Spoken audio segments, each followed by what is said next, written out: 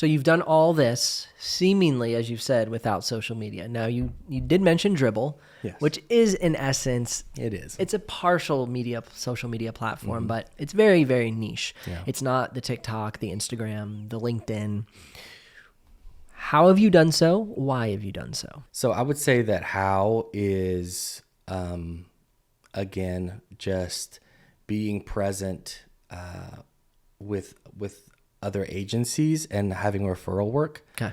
I don't think, I may have done, while I was still on Instagram, I may have done 1 or 2 jobs total that somebody reached out via Instagram Messenger and was like, hey, we need XYZ. And it was very early on, probably a couple years out of school. Okay. How I would say is just making other connections that don't rely on social media. So making connections early on with agencies or whoever.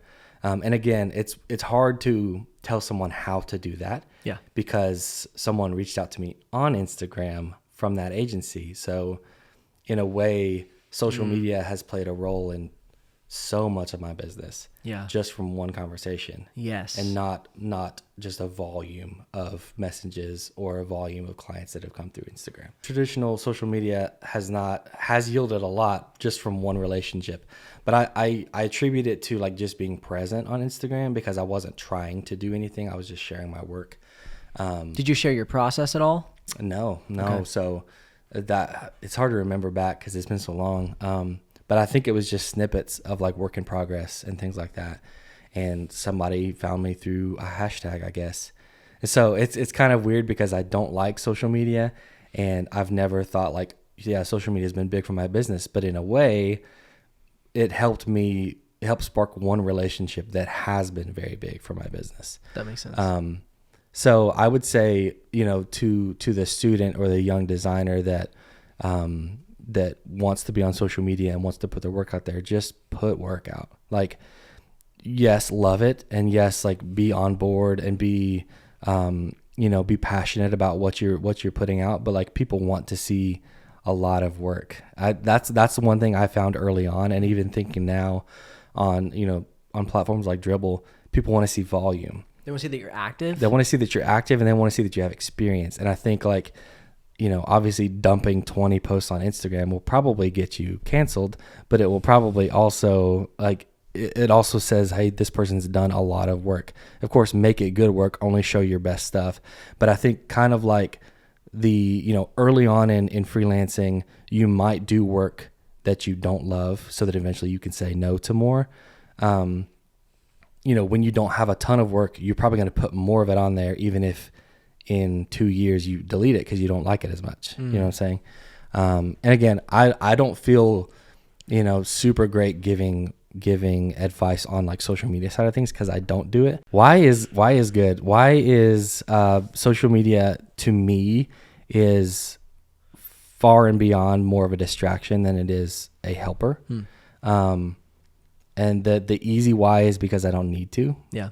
And so if I don't need to be on traditional like Facebook, Instagram, TikTok, I don't need that to get clients, then the other side of it just being a distraction or a time waster, like why not just get rid of it?